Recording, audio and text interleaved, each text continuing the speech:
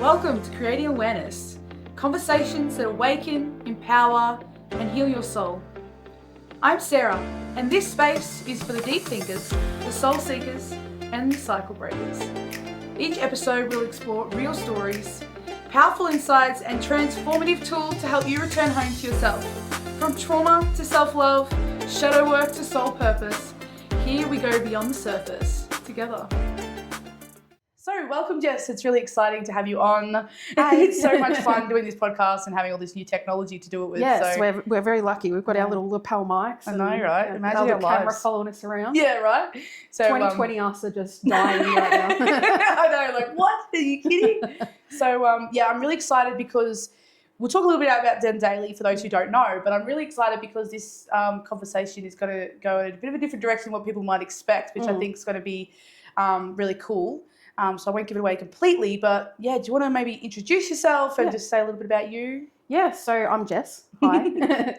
I have been on one of Sarah's podcasts before, but I feel like this is a separate thing?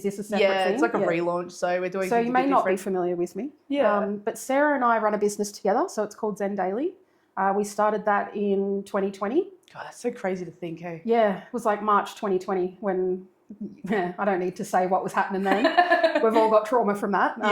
But yeah, so we started our little business, and it was never meant to be what it has become. It's really blossomed into, something that neither of us ever planned. Especially a shop on Sturge Street. What the? And we literally said to each other, we'll never have a shop front. We'll never have a shop front. And yet here we are.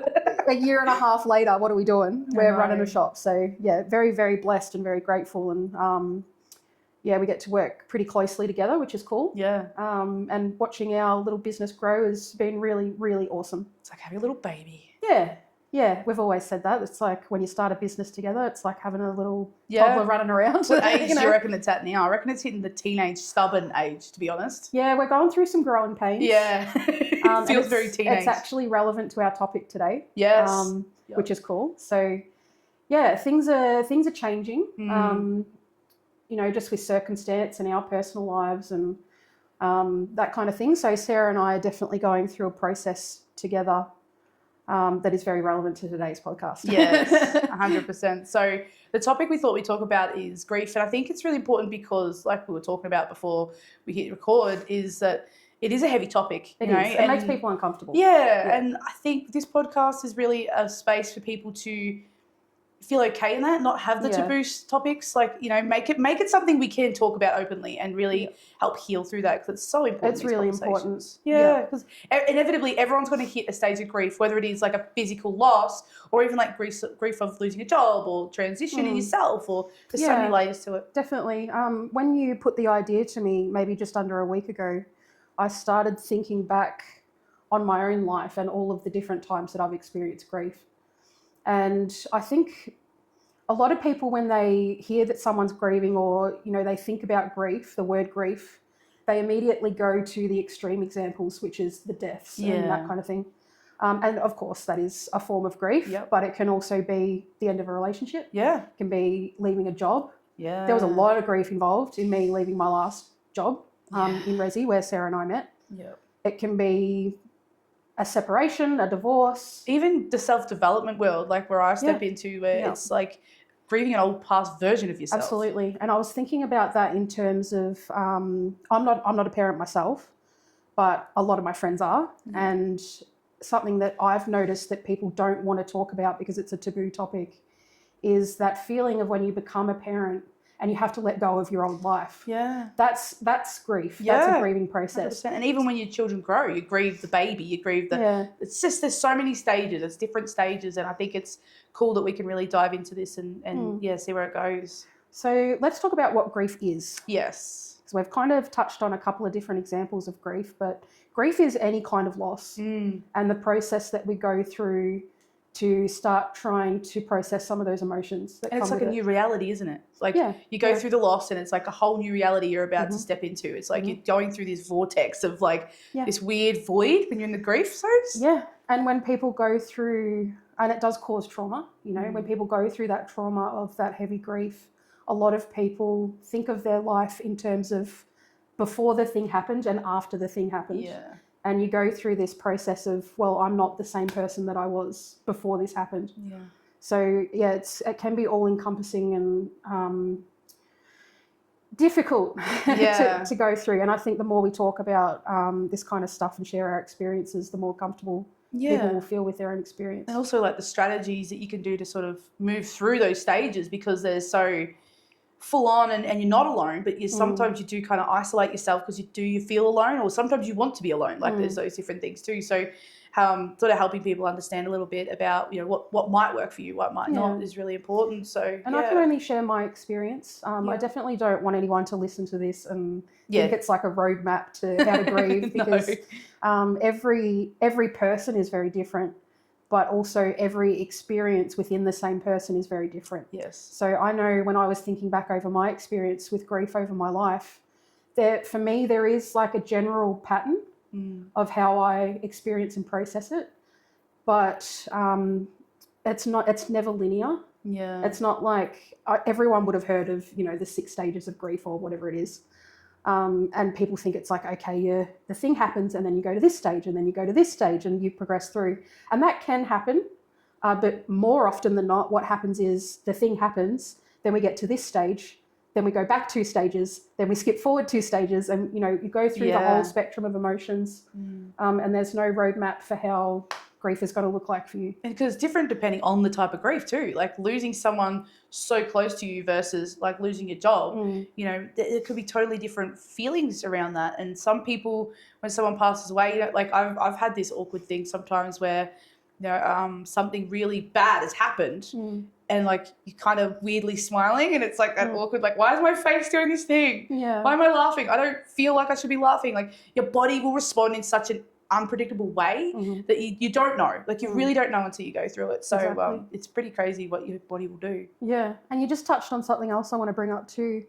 I think it's only natural when we go through something that causes grief to try and quantify it on a scale, in the sense that we compare the severity of different types of grief. Yes. Grief is grief. The cause of it is kind of irrelevant to, depending on what happened, it plays into how you heal from it. But I really hope that as a collective, we can start to move away from this idea that unless it's really, really, really bad, that you're not allowed to go through the grieving process. Yep.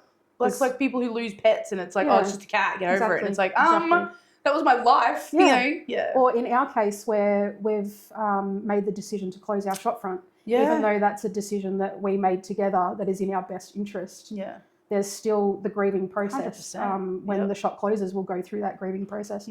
So I'd like to step away from discussions of severity, if that makes sense. And comparing as well. That whole, I mean. That, mine's bigger than yours. Or, And it can be, and there's nothing wrong with having that as a coping mechanism. It is really healthy to get some perspective sometimes. Yeah. And when bad things happen, to think to yourself, well, this really awful thing has happened, but I still have all of these things to be grateful for. Yeah. And a lot of people don't even have that. So comparison in that way can help to put things into perspective. But yeah, I see it a lot. Yeah, like people diminishing, I guess. Diminishing, yeah. That's exactly it. Yeah, diminishing other people's grief because they think it's not as severe as or their process others. Or how long it's taking. Exactly. Or it's like, okay, well, fair enough, you're upset. It's like 2 weeks later, you're still upset. You should be upset. okay by now, yeah. You know what I mean? Like, there's no time. You don't know how you're going to respond. So. And that is one of the most important points about dealing with grief is it takes a long time. It takes time. And that can vary from person to person and situation to situation. Yeah. But you need to be patient because it is a process that you've got to go through. So. And what do you think for you was the biggest thing that you've had to deal with in terms of grief? Like what was the biggest one for you, do you feel? God, it's so hard to pick the biggest because like I've just explained, I don't really, when it comes to grief, I don't think in terms of severity. Yeah, true. I'm a person that, and people that know me personally will know this, I feel really deeply. Like I love deeply and I wish I could remember who said this to me. Someone shared this with me and if I could remember who it was, I would absolutely credit them because it changed my life. But When I was going through, and I will answer your question in a second, I haven't forgotten. But when I was going through an experience with having to put my cat to sleep, the first one, Bandit, well, we called her Gremlin, but so when Gremlin was having to be put to sleep, someone said to me, it may have been the vet, that it's such a gift to be able to love so deeply, because grief and love are opposite sides of the same coin. Like the yin yang. And the only reason you're grieving so hard is because you had the opportunity to love equally as hard. And that just changed the way I saw everything. Wow. Grief is the price of love. Now, having said that, there's a couple of experiences in my life that come to mind when I think about grief. My very first experience with grief was having an absent parent. Yeah. A lot of people are going to relate to that. Yes. And it's a grief that stays with you from the moment you're aware of it until pretty much forever, or until you process it and clear it. So that was my first experience with grief. My first real confrontation with the grieving process, though, was when I was 10 years old. I had a friend who, because I was raised by a single mother, so I spent a lot of time in like daycare and childcare kind of thing while she was at work. And I had this little friend, and his name was Jackson, and he was a year younger than me, so he would have been 9. And he went to the same after-school care that I did, and we'd sit in the corner and read Goosebumps books and talk about Goosebumps books. That's cool.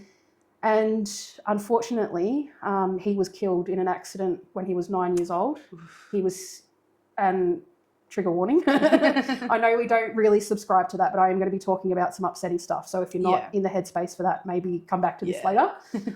But he was hit by a truck and killed crossing the road. And that was my first real confrontation, not only with death, but with really deep, heavy grief. And bless my mother, she did the best she could through that experience, and she did a great job. I kind of started to lose the plot a little bit. In the sense that, and I tell you this to tell you what I want to tell you next, which is I want to share with people my kind of process of grief. For me personally, and I understand that not everyone's like this, some people are the exact opposite actually, but I need information. I need to know who, what, when, where, why, how. So that I can understand it, so that I can process it and start to move on. Because it gets rid of the question mark, doesn't it? You're not sitting there going, well, what? You know, you can get over that bit. I have a great imagination. Well, there's that too, right? You know, my anxieties tend to run away with me a little bit sometimes. So I find it really helpful to know those details. Given that this was my first real experience with that heavy grief and loss, I didn't know that at the time, and my mum didn't know that, and she didn't really fully know how to navigate the situation. I was devastated, couldn't get out of bed, crying all the time, like it was really hard. And my mother decided that it was in my best interest that I didn't know the details, because she didn't want to traumatize me. Of course. But like I said, I started to lose the plot a little bit. Because as a mum, you could see why you wouldn't want to say it. But then not realising how your mind works, which is why it's so cool to have this conversation. It was a learning process for her too. In that moment, she learnt that I need information to be able to move on. And she wouldn't tell me where it happened. And this is a small country town. I grew up in Ararat. It's everyone knows everyone. This devastated our town. And you couldn't escape it. You know, everywhere you went, there was people who knew him, you know, everyone was talking about it. And I was getting so many mixed messages of what had happened. And that's common. When someone's killed, people get caught up in it. A bit. Cool. It's like Chinese whispers. I was going to say the Chinese whispers, things get missed. So I didn't have any solid information. And every time we were outside of the house, if I saw a mark on the road or a sign that had been pushed over or anything at all, I'd say, that's where it happened. And I'd believe it every time. Wow. I was losing the plot. And that's where it happened, because there's a mark on the road. And I remember the moment so clearly. I remember where I was and everything. And I'd said it again. I was like, that's where it happened. And I was convinced that's where it happened. And I looked at my mum, and I could see on her face, she was like, okay, I need to take care of this. And she told me where it happened. And after that moment, it was just like peace washed over Wow. me. I knew, so I could go visit. And that's important for me too, I've learnt, visiting the place where it's happened. Yep. So, yeah, in my own time, I went there and I sat there and, had my own sort of goodbye with him and I do not hold this against my mother. I understood it then and I understand it now. But she did say to me one night, I know you probably want to go to this funeral, and there's only been a couple times in my life when I was a kid where mum spoke to me like I was an adult. Okay. And this was one of those times. Yeah. She said, I'm really sorry, Jess, but I can't emotionally handle seeing his parents bury their 9-year-old son. I can't do it. Yeah, I because she cannot do feels it. deeply too. Yeah, and she had a kid the same age, Yeah. It was too much for her. And I just said to her, I understand. And I did. Yeah. And I didn't go to the funeral. But that was my goodbye. Yeah. I went there and I spent time there. So that's really important for me. And I understand that's not how everyone operates. Yeah, what an interesting, I would never have thought, you know what I mean? Like those, and this is why experience and sharing experience is so important, because it really is. The parent that's listening, the person who's going crazy and doesn't know why, could really go, oh damn, maybe if I just knew the information, that might just give me that sense of peace. And maybe not, Yeah. But to know that that's something to explore is and so some powerful. people go the opposite way. They don't want to know the details because it's too much. And that's disassociate okay. a bit and just if I don't know it, I can't get too invested. Yeah. So Everyone it's feels really different. about getting to know yourself and getting to know what's helpful for you in those moments. That was a tricky time in my life because it wasn't my first confrontation with death, but everyone else up until that point was elderly, Yeah, sort of almost expected. Yeah. And, they'd lived a long life and, done what they wanted to do with their life. And, it was just a natural conclusion of things. Yeah. But that was the first time I realised that, yeah, the shock of it. Like, okay, this has happened to Jackson. He was a good kid too.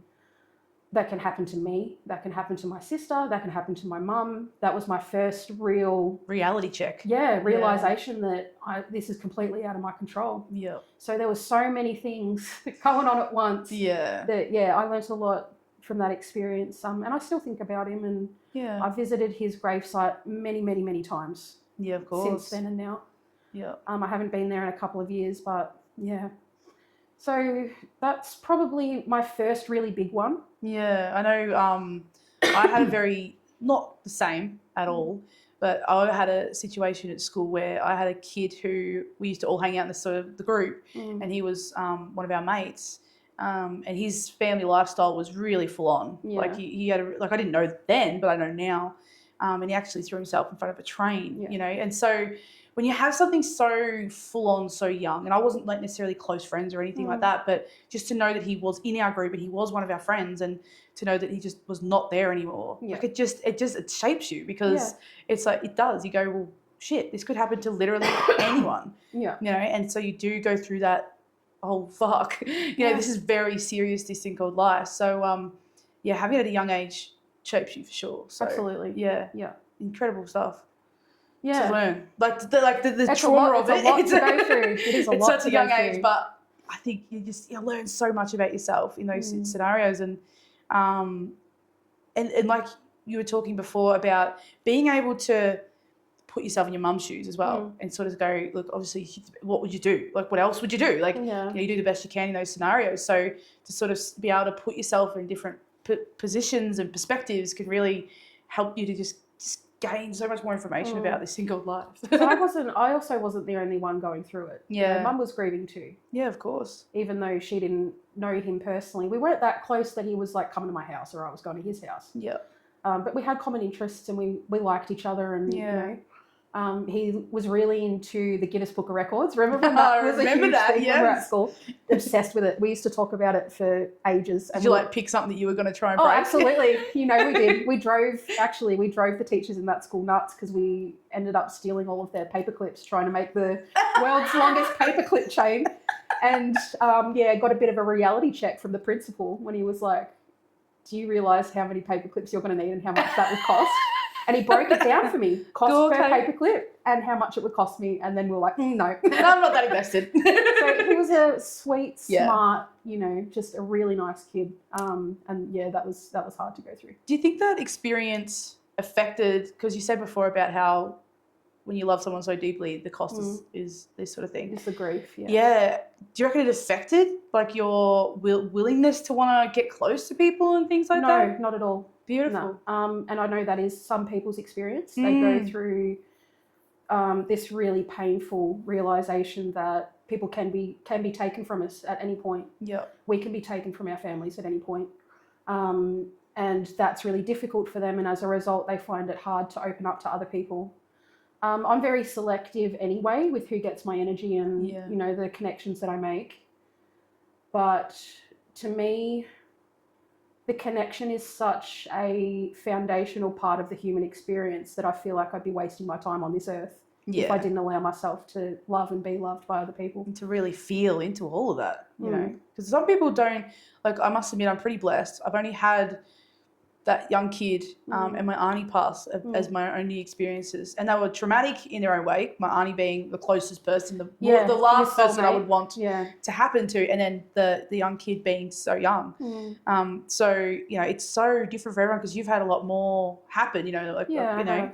So it's very interesting when you talk to different people who either haven't experienced or they've only had the expected deaths, they haven't had the shock deaths and things like that. So yeah, I reckon it really does play a big part in how you see things, how you see the world, how you feel in the world and all that kind of thing. So yeah, it's pretty incredible. It really does. Yeah. And another big event that I had in terms of grief was when I had my miscarriage. Yes. That was another, you know, you think back over your life and there's like little markers like big when events. these big events happened. Yeah, so that happened in 2016.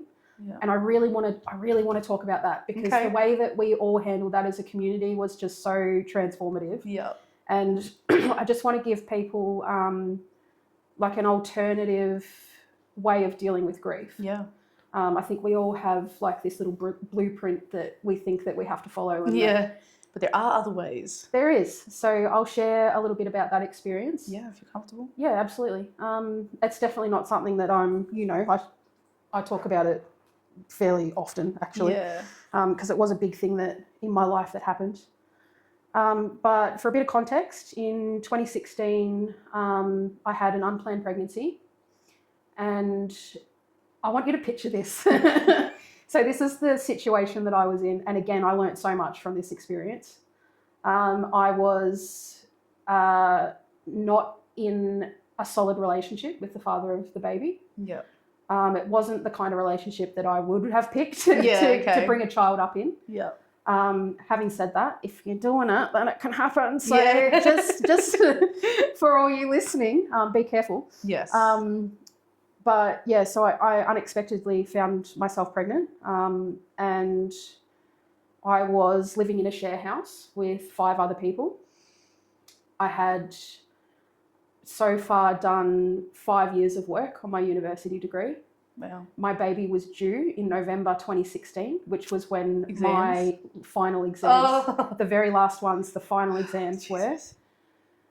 I had no job.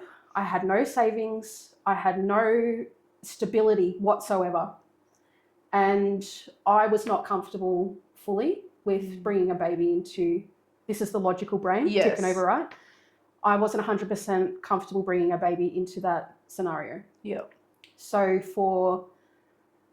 I found out when I was 2 weeks along. So around about a month, I was sitting in the space of, am I going to keep this baby or am I going to have a termination?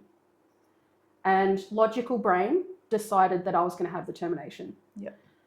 Based on, you know, the factors that I shared with you and also the ones I'm not saying to protect people's privacy.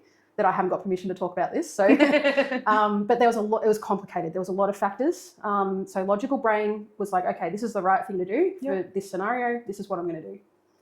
And they gave me the phone number for the clinic. I had to ring and make the appointment and I could not do it. Oh. There was so many times I dialed the number, I picked the phone up and like, oh my God. And no words had come out and I'd be like, holy shit, they're going to answer in a second and I don't know what to say. And I just hang up. And I did that so many times that as soon as I actually stopped and listened to myself, which sounds odd, But No. we do discount our own We feelings. do, yeah. As soon as I sat down and actually thought about it, I felt into how I actually felt emotionally in that scenario. And I'm 100% pro-choice, and I Yeah. always will be.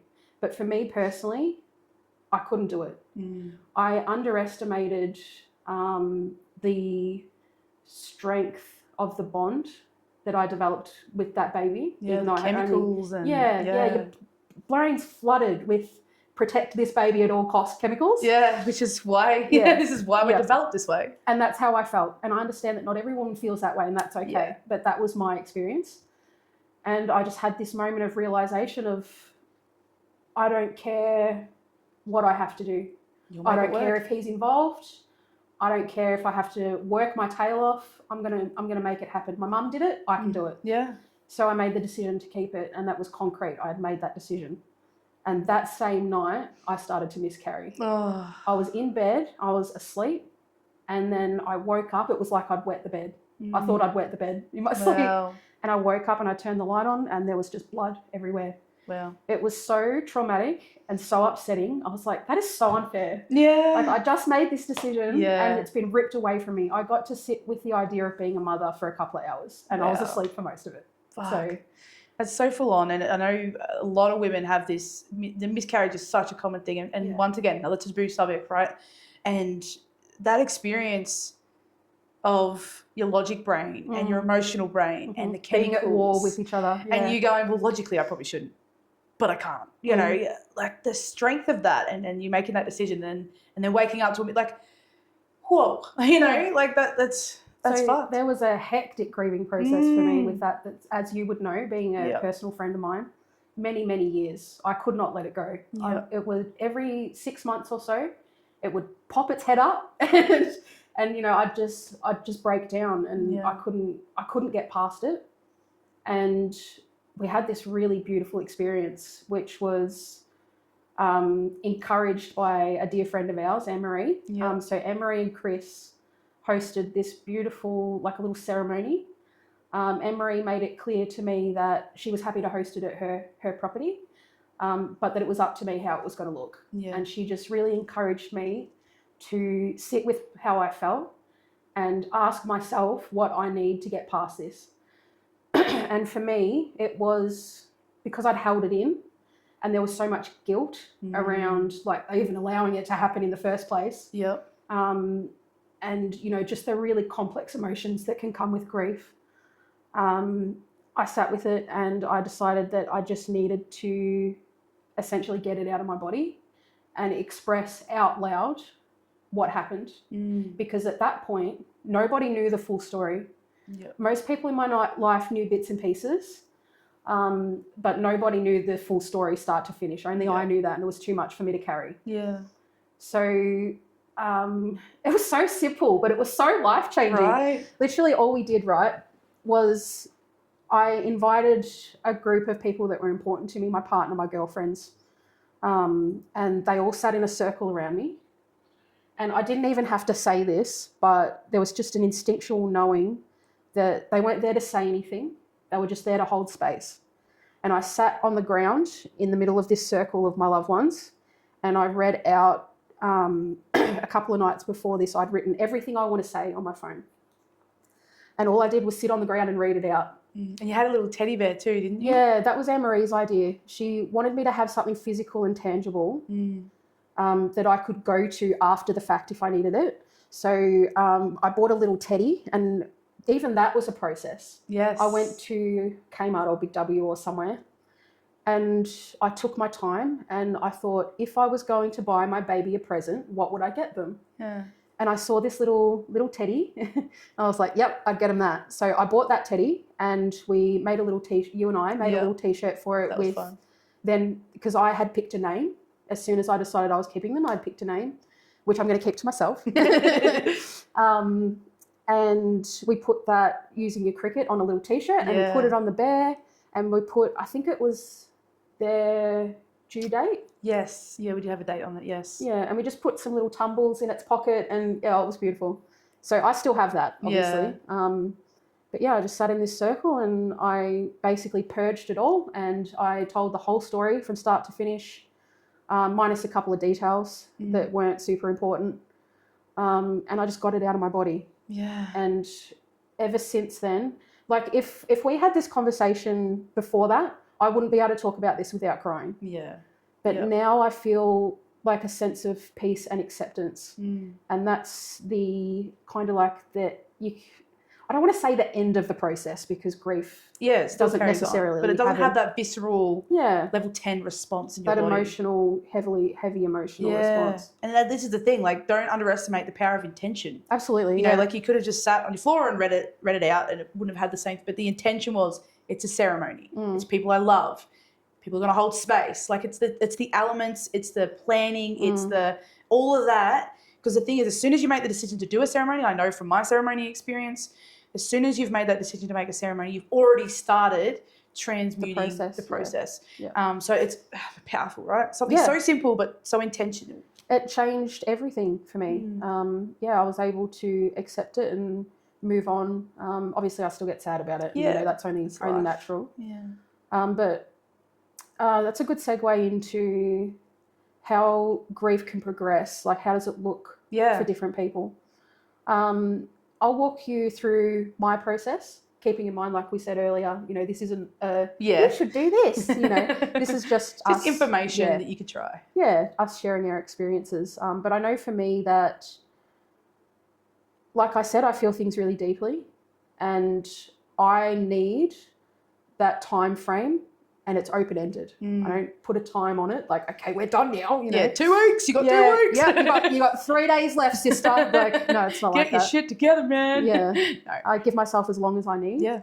And I just allow myself to be completely consumed by it. And I think I've seen this play out a lot of times. When people don't give themselves that time, that's when it drags on forever. It can actually get pretty dangerous too. I've actually had someone where they lost their memory for 2 years because they just got so caught up in just having to go forward and just get it done and move on so damn quickly that they don't even remember what happened because their brain is just consumed with it. There's so much happening. There's so much input and there's nothing coming out that you just forget. Yeah. Like, what did I do? What? It's been too. What do you mean? I did that. I didn't do that. Oh, I did do that. Like, it can be quite damaging if you don't let yourself actually feel.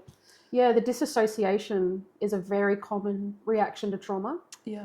And grief. And it really comes down to an inability or an unwillingness to feel your feelings because it can be so soul-crushingly heavy to feel those emotions. But you have to go through it to get through it.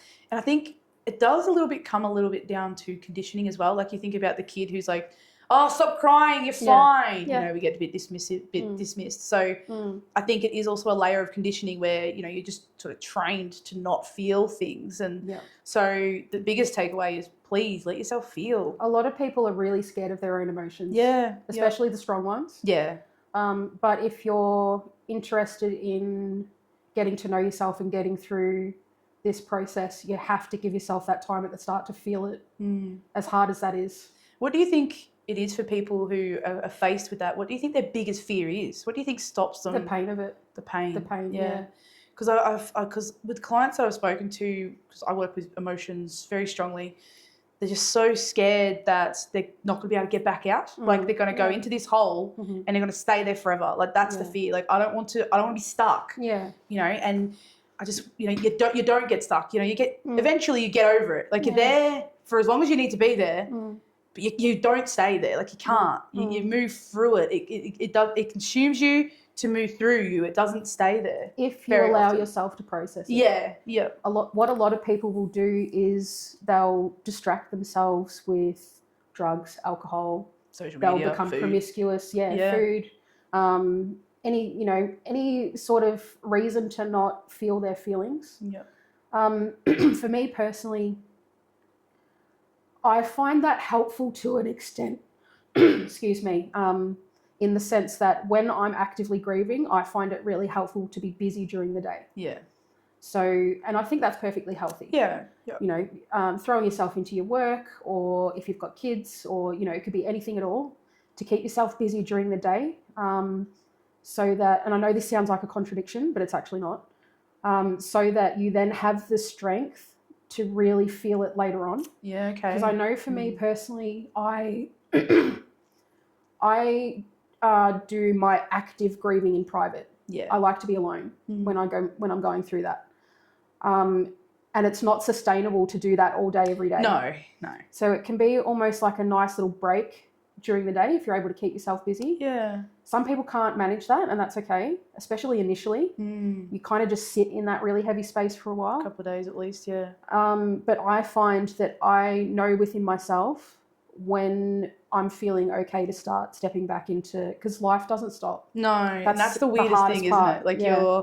you're sitting there, you're like, someone has just died, You or I've just expect had the this thing world to happen, stop. and it doesn't. Yeah, it doesn't. And I remember one of my best mates, she had a really significant loss for her, and I remember I grabbed her, I picked her up, put her in a car, we went for a drive, and I remember we just pulled over to the side, and it wasn't even like I knew the person who passed, but but having the cars drive past, it felt weird because you're frozen in time with this shit. This heavy thing, yeah. And these people just walk past, drive, and it's almost like, how could you? Yeah, like you're almost annoyed that they haven't just stopped. That's a really common experience. I've experienced that myself. Yeah. When Jackson died. Yes. It's like, don't you know what we've lost? Yeah, and you're just going to keep running your shop and you're going to just drive your car. Like, the fuck? Yeah. It's like, because you're going through this existential crisis of none of this shit matters. Like, what are you doing? And then life just keeps going on, and that can be really hard and challenging for people to handle. It's a weird space. It's a balancing act. You have to know yourself well enough to know, okay, this is an appropriate time for me to kind of distract myself to a certain degree, get on with life and keep things moving. But then when I inevitably need that time to cry and, be sad and yell and do whatever you have to do in private, you kind of have the strength for it. Yeah. Because you haven't been sitting in that space. Yeah, that's a really good point, because I hadn't actually thought about it like that, having the strength to be able to let yourself. And also life does kind of need to go on. Like you do need to, if you've got kids, you need to sort that out. You do need to maybe go to work, like you can't necessarily stop completely, but it's, once again, everything comes back down to intention. If you set the intention that I'm going to come home and I'm just going to let myself feel, I'm not going to distract myself. I'm not going to just consume or, just keep busy so I don't feel. It's like this is the space. I'm a big proponent of the really heavy, deep sobbing. Yeah. When you're crying so hard that it's like, you can't breathe. It's like, it's almost animalistic. Yes. And it's like we go back to our ancient roots of, like when we were yelling and screaming at each other and, that really deep scream, sobbing. cry, the sobbing. I need that. I need that to get it out of my body. Yep. And I don't like doing that around other people. Yeah. So it's about identifying where your limits are. Yeah, because some people might want someone there to sit with them and hold space. Some people, want that space alone. And I think for me, I do both. Sometimes I do just want don't talk to me, don't touch me. I just need some time. Then other times it's like, can you just sit with me and hold space, or hold me or hug me or whatever it is. So it's like really feeling into it, and it's okay to change your mind or just letting yourself feel the way you need to feel. Yeah. And then you're not going to know until you try, right? Exactly. So you give the alone space a go, see how that feels. You give having your partner in the room or your best friend or your mom or whatever it is that feels good for you, and see how that feels. Just talking about it feel good. Does, writing about it feel good? Like, this is what it's all about. Find out what works for you. Find out what other people do. Give it a go. Exactly. It's really important. That's why I love the sharing space. It's such a learning process going through these experiences with deep grief. Yeah. I know I've learned a lot. Yeah, 100%. From the different experiences I've had. I think another thing I want to kind of touch on too is like what happens to people who do pass away, because people who are going to watch this are going to be like, if someone's died or whatever, that afterlife thing, that hope that, we know because we've had the experiences that it's not over. Like they're still around, your soul exists. But let's talk a little bit into that. What do you think happens to someone when they do pass? I'm the first to admit that I know nothing. Well, yeah, I know exactly. nothing. We don't. At the end of the day, we don't theories. know for sure. I've transitioned through a lot of different belief structures in my life. In my early life, I was raised to be Christian. My grandmother used to take me to church and, that kind of thing. Mum never took us to church, but that's a whole other, that's another podcast in itself, what happened there. But my family is religious and I was raised to be Christian. So I had that belief structure, and I was within that belief structure when Jackson passed. But there was a period of my life where I would have described myself as an atheist. And I know that's really odd to say given where we're sitting. I know, right? But you got to go through these processes, right? But I think it was like my late 20s, I really started to develop what I believed, and it didn't necessarily fit within any one prescribed religion. Yeah. And I became okay with that. Yeah. So my personal beliefs have really helped me through the different types of grief that I've experienced. I do believe that we go on after we leave here in some capacity. I personally, and these are my own beliefs, and I respect everyone's, everyone's beliefs. But for me personally, I think that there is some level of consciousness that carries on after we die. I don't think that we're just a physical body like I used to think. And that has been really comforting for me, especially with death, to understand that even though I can't talk to that person or, call them up like I used to or that kind of thing, that they're still around. Yeah. And I've had a lot of experiences actually that have confirmed that belief for me after people have passed. Yeah, so I've found that really helpful.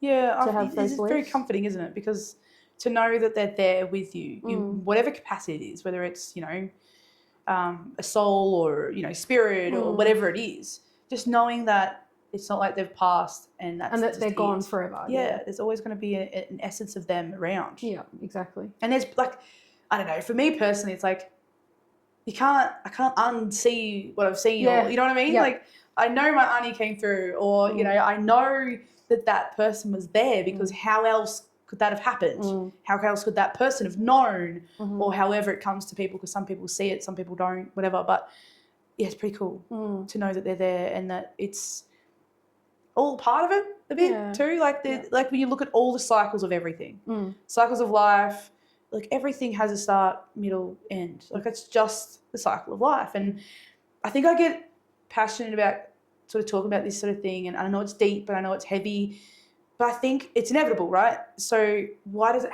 doesn't have to be kind of, like it doesn't have to be bad, right? It's like, it's such a beautiful thing to be able to pass over and reflect on your life. Like we've talked about when you pass over. We actually talked about it with Tasha in the first podcast. Oh, you did, yeah. That whole, we think heaven and hell is, because your theory there just like still blows me away. Oh, what I said on the live. Yeah, where it's like heaven and hell is you replay your whole life, and if you were a really bad person, that's hell. Like you get to feel everything you've ever done and every feeling you've ever created for someone else.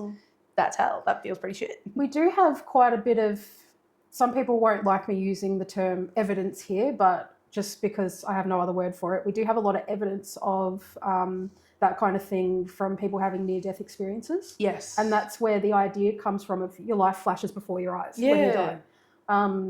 People have died, essentially, and they've come back and they've talked about their experiences. And a really common denominator between a lot of them is that really does happen. You do flash through your life when you realise you're going to die. Yeah.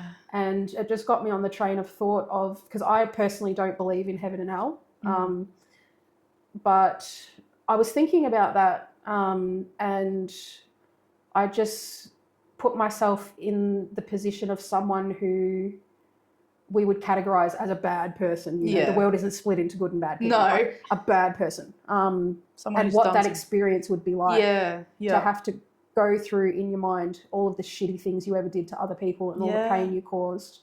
And, because I personally believe that when we pass on, we gain a much greater perspective. We understand the plan at a whole.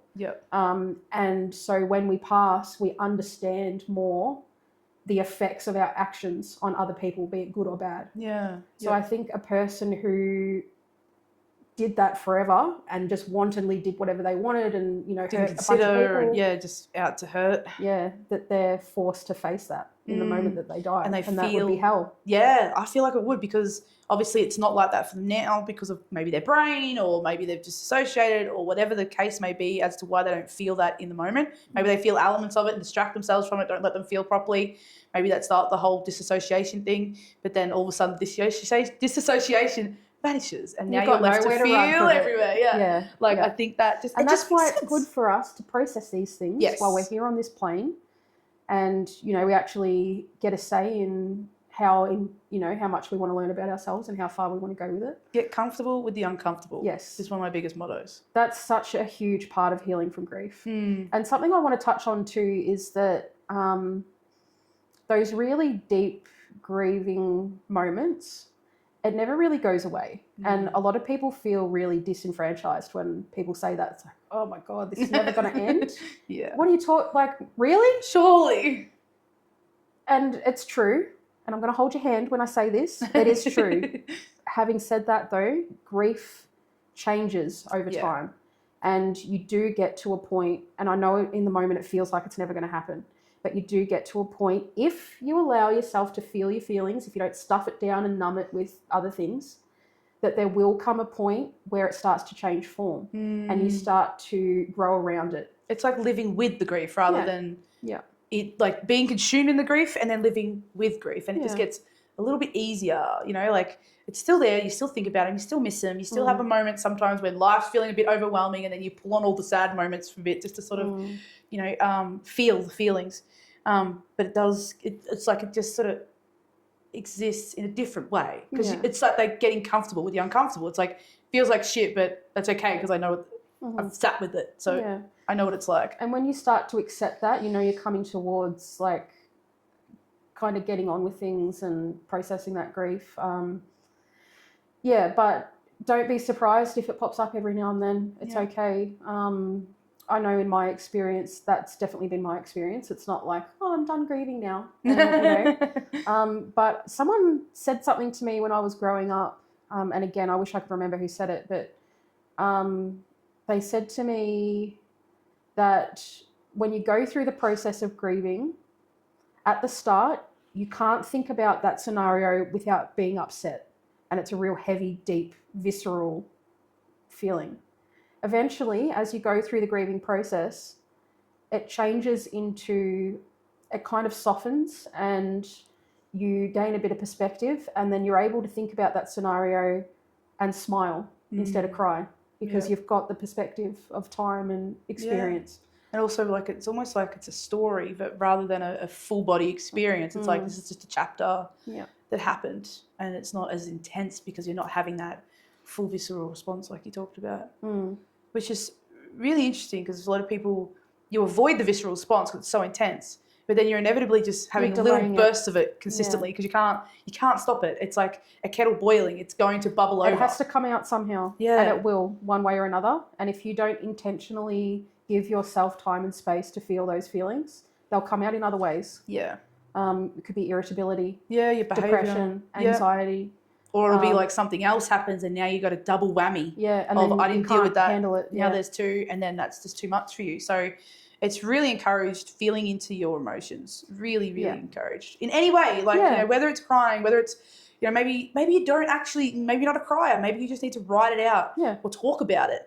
Be open, whether it's a counsellor, whether it's your friend, whether it's some random overseas, you know, that they don't have any involvement. Someone on Reddit. Someone you're not too involved with. Yeah. But try and do it in a way that doesn't distract, because they're there for a reason. The feelings, the whole point in being, like, we believe that the existence of being on Earth is to feel. You know, other planets, if whatever you believe in, it's not necessarily the intention. It's like Earth, I really feel like, is a school of emotions.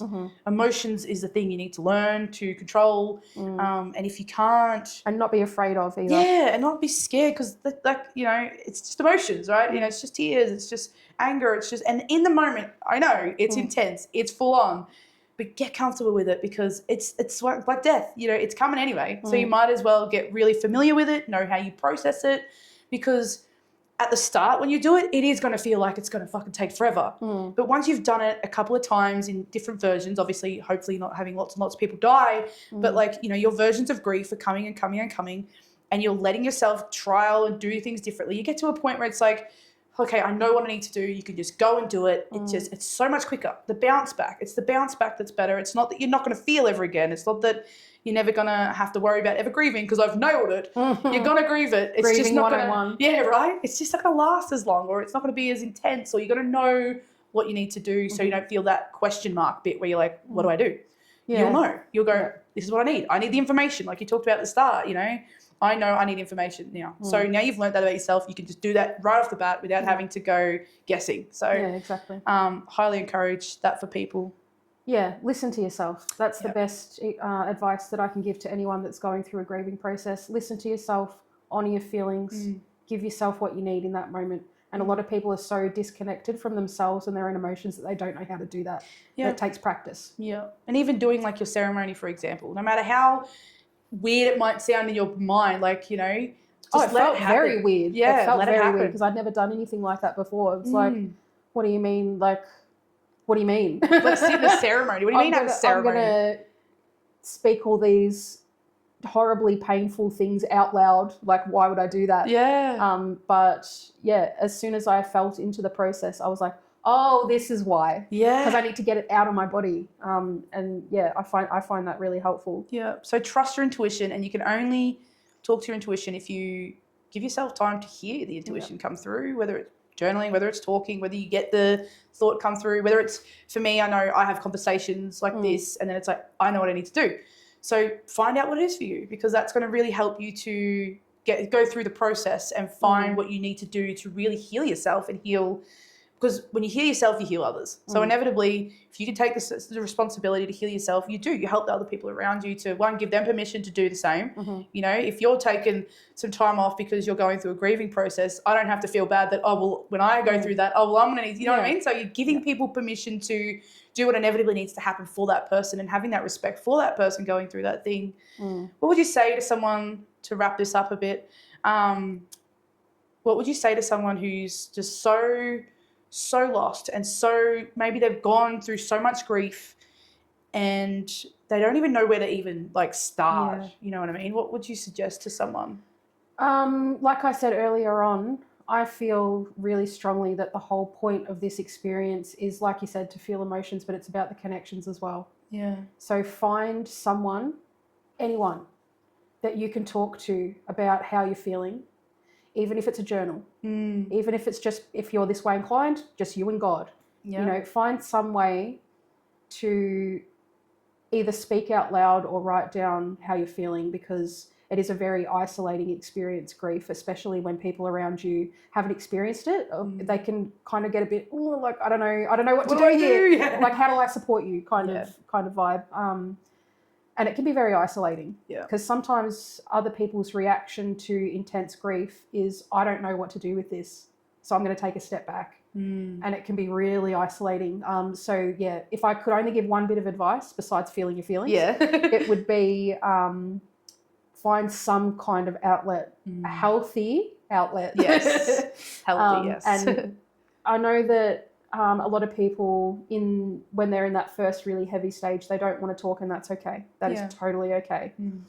But eventually find some way to express yourself, because that's going to go a long way in you getting through the process. Yeah. Well, thank you so much. It's been so good having this conversation, and it's no problem. I think it's going to be very healing for people. I appreciate your vulnerability as well, sharing with people. Any last things you want to let people know, or insights? Yeah, just that, you know, if you're going through something like any of the things we've talked about, or even something completely different, that there's always support out there. Whether it be friends and family, or I've been seeing a counsellor for like over a year now, and it's been so helpful. Just find the right one, do your research. Joe DeBrincat, she's amazing. Just saying. If you're in Ballarat. So find that thing. There's always support out there. I know it's really hard to see in the moment, but reach out to someone if you're struggling. And let yourself feel. Yes, let yourself feel. Yeah. Beautiful. Well, thank you so much. No problem. Bye, guys. Bye. Thanks so much for watching, everyone. It was so much fun. I hope you had just as much fun as we did.